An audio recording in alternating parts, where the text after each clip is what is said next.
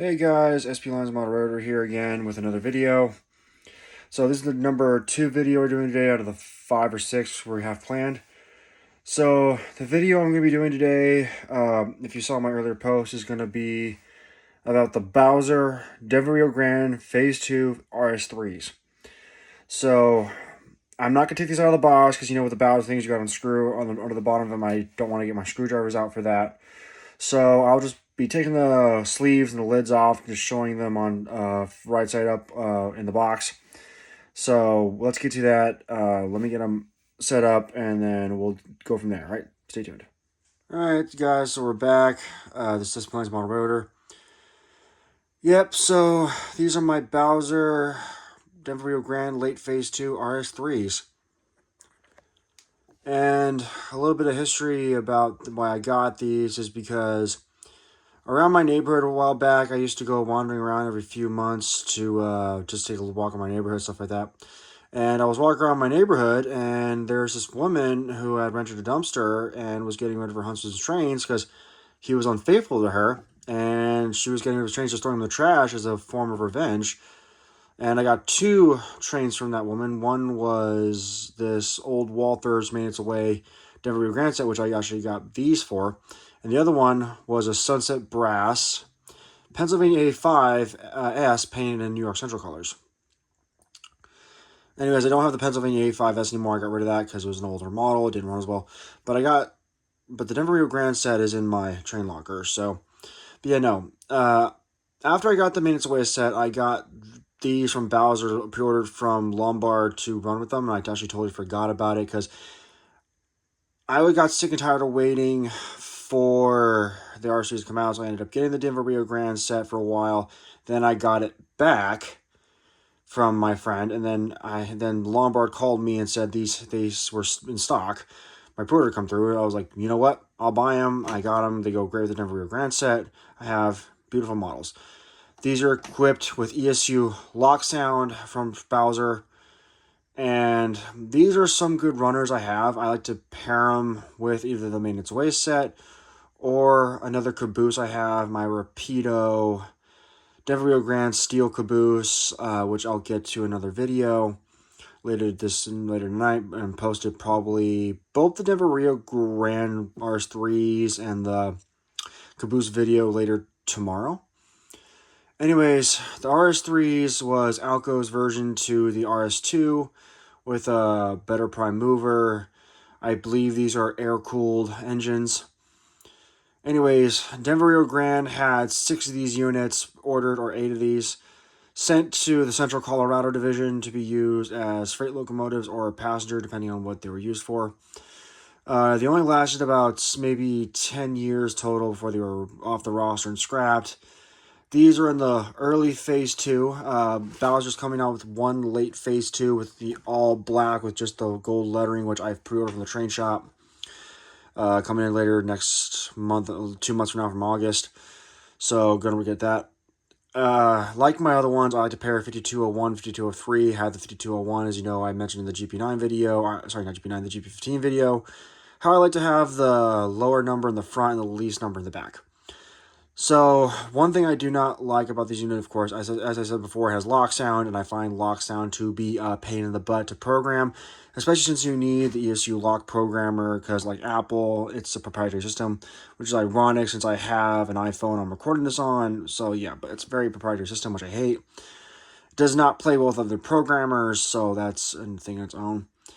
Overall, when I run these with either my Made Its Away set or my Rapido caboose, like the GP15s, people are always happy to see these models. These are some good running models. I always run these as road engines from the log yard, from the logging set upper yard down to the sawmill, back up. And when I ran, if you check my Instagram page at Permanente Branch Guy or Branch Man at on Instagram, you'll see the post I did with Sound Pacific Film Studio with his Zephyr with his Pro 2000 PA units with his BLI Zephyr. As you can see, me with my RS-3s heading to the branch line up the hill with my Made Its Away set. And yeah, that's got to be one of my best things with this video. And that was at South Bay Historic Road Society, of course. The thing about modern units, not modern, but modern models, I find problematic is detail parts breaking off. That's one thing I don't like. As you can see right here, the firecracker antenna is busted off, and this one's not. It's supposed to be die cast, I think, but that just bent off. That was bent when I got it, and I tried to pop back into place several times, finally just snapped off. And as of course, if you wipe the lock sound, like you got to re-download the whole sound file from ESU, which is then you got to wait like half an hour to program it back in. It's just a complete pain in the butt. But when they are programmed right, these run beautiful. They sound crisp. These are some... Bowser does good models when they do them right, and ever since they got their own drivetrains and they're not doing the Kato ones anymore, they have done pretty good. The other thing I have to hate but slash love about them is the fact that it does require 2 of these models to haul a pretty decent train. Like, even with my GP15s in my last video, I can only have 1 of those, and I can definitely, with 1 GP15 from Ather, I can pull an entire consist that this thing could haul with 2 units. So that is one thing I don't like about it. But getting the 3rd unit in August is probably going to help quite a bit to increase my payload, or not my payload, my train load, so we're going to be working with that. But if we zoom in here, yeah, I got the dual beam headlights, the class lights don't work, got the air-cooled stack, the early phase 2 paint, sunshades. I think that's the correct color in there. Yeah, you got the back, the 4-axle trucks. Same thing here, but this one's got the firecracker antenna on it. Oh yeah, plus I've got this one had the radio antenna broken off. This one's got both the firecracker antenna and the radio antenna, which is a good thing to do. Yeah, air-cooled vents, definitely not water-cooled. Same thing, dual beam headlight. But yeah, when these things are running well, they run pretty nicely. They're some of my better running Bowser models, compared to my C415, which I'll get to in the next video after this, which will be posted on Wednesday. So we'll wait and see how that goes, and we'll see you from there. All right, take care. Okay, guys, so my review system with the RS-3s are running wise. I'm going to give it a 7 out of 10.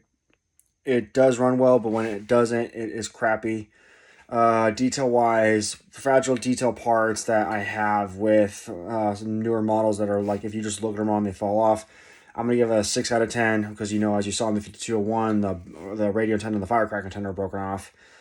Decoder-wise, ESU, of course, I don't like ESU personally. I prefer Tsunami 2 because it's just easy to program. They're easy to replace. If you try ESU decoder, like, you have to go to ESU and buy a whole new board, shebang, motor. Like, it's a pain in the butt. So I'm going to give that ESU decoder thing around a 6 out of 10. Sound-wise, like, for the sound, it's crisp. I might upgrade the speakers to either a Scale Sounds or a Zemo speaker to increase the sound volume and the bass. So, but sound-wise, the way it sounds, I give that a 7 out of 10. Consisting wise, to pair the 2 of them, I would say this is worse than the GP15s. Like, if you do not program these right to consist well, like, they will fight you when you try to consist them. They will fight you. So I would give the consisting wise around a 6 out of 10 or a 7 out of 10, maybe 6.5, because it's not easy to consist these if even with your phone. Like, it's a pain in the butt. Mechanics wise, with the drivetrain, like, these are weak ass models. Like, it takes 2 of the RS-3s to pull the entire Denver Rio Grande maintenance wayset, or even some of the cars at the club. That even one of my GP15s could do just on its own. This is why Atherin is better than Bowser in some regards. Like, I have nothing wrong against Bowser. Like, but they make models no one else does. But like the C415s, but like, drivetrains are crap. Like, I cannot stand Bowser drivetrains when they need to be repaired or stuff like that. Or if the thing on the bottom with the pickup wheel, if the wheels are scratched the wrong way, like they'll be scraped off, like, that's going to cause a problem with the Keep Alive, which I'll get to in the next video. But all in all, the overall percentage of these models, I would give around an 85 out of 100%, just because they're weak. They look and sound good, but they're weak. They have weak detail parts. They are a bitch to program with the proprietary system from ESU, and also they are hard to consist. So that, all in all, that's why I give this thing an 85% out of 100 for the way I model it. All right. Yeah, this is SP Line's model rotor. Take care. Happy roading. See you in the next video.